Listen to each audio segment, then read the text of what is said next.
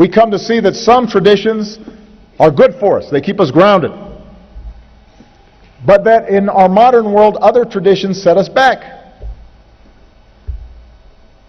When African girls are subjected to the mutilation of their bodies or forced into marriage at the ages of 9 or 10 or 11, that sets us back.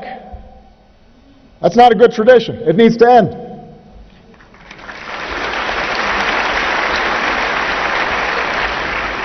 When more than 80% of new HIV cases in the hardest hit countries are teenage girls, that's a tragedy. That sets us back. So America is beginning a partnership with 10 African countries: Kenya, Lesotho, Malawi, Mozambique, South Africa, Swaziland, Tanzania, Uganda, Zambia, and Zimbabwe, to keep teenage girls safe and AIDS-free. And when girls cannot go to school, and grow up not knowing how to read or write, that denies the world future women engineers, future women doctors, future women business owners, future women presidents. That sets us all back. That's a bad tradition, not providing our girls the same education as our sons. I was saying in Kenya, nobody would put out a football team and then just play half the team. You'd lose. The same is true when it comes to getting everybody an education. You can't leave half the team off, our young women. So as part of America's support for the education and the health of our daughters, my wife, Michelle, is helping to lead a global campaign, including a new effort in Tanzania and Malawi, with a simple message: let girls learn.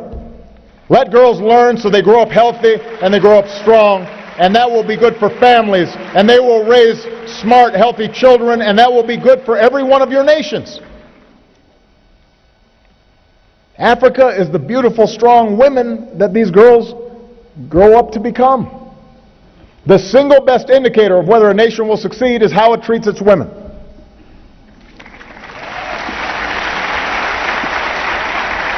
When women have health care and women have education, families are stronger, communities are more prosperous, children do better in school, nations are more prosperous.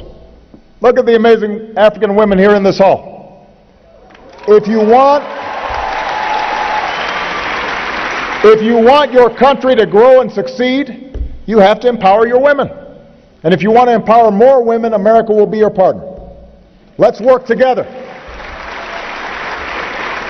Let's work together to stop sexual assault and domestic violence. Let's make clear that we will not tolerate rape as a weapon of war. It's a crime, and those who commit it must be punished.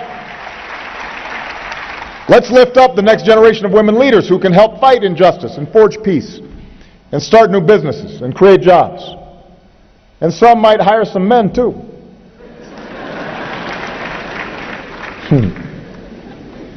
We'll all be better off when women have equal futures.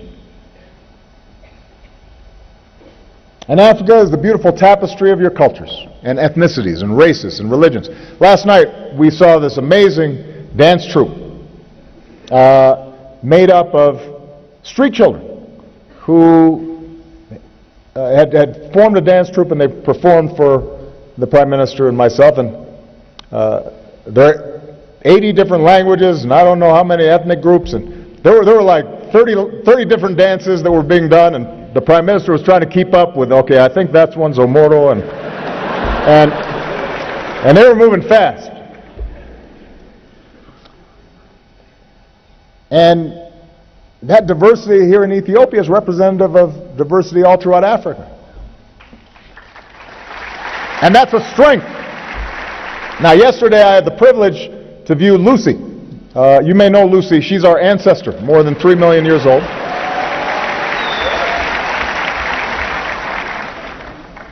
In this tree of humanity, with all of our branches and diversity, we all go back to the same root. We're all one family. We're all one tribe. And yet so much of the suffering in our world stems from our failure to remember that, to not recognize ourselves in each other. We think because somebody's skin is slightly different, or their hair is slightly different, or their religious faith is differently expressed, or they speak a different language, that it justifies somehow us treating them with less dignity.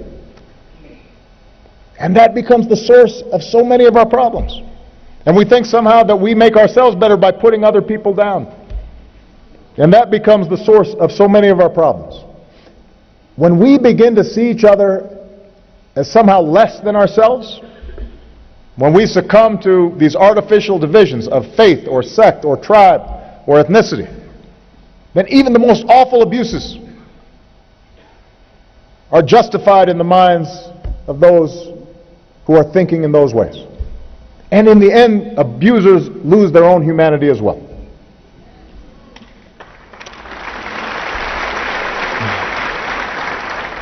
Nelson Mandela taught us to be free is not merely to cast off one's chains, but to live in a way that respects and enhances the freedom of others. Every one of us is equal. Every one of us has worth. Every one of us matters. And when we respect the freedom of others, no matter the color of their skin or how they pray or who they are or who they love, we are all more free. Your dignity depends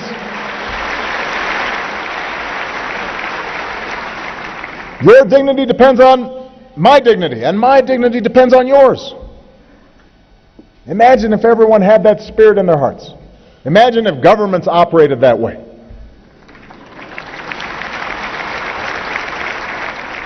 Just imagine what the world could look like, the future that we could bequeath these young people. Yes, in our world, old thinking can be a stubborn thing. That's one of the reasons why we need term limits. Old people think old ways.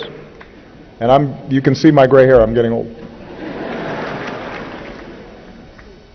The old ways can be stubborn. But I believe the human heart is stronger. I believe hearts can change. I believe minds can open. That's how change happens. That's how societies move forward. It's not always a straight line. Step by halting step. Sometimes you go forward, you move back a little bit. But I believe we are marching. We are pointing towards ideals of justice and equality. That's how your nations won independence. Not just with rifles, but with principles and ideals. That's how African Americans won our civil rights. That's how South Africans, black and white, tore down apartheid. That's why I can stand before you today as the first African American president of the United States.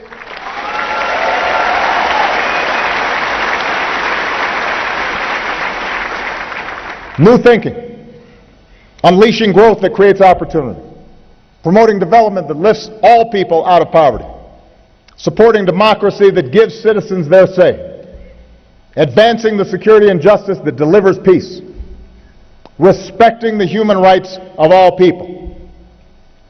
These are the keys to progress, not just in Africa, but around the world.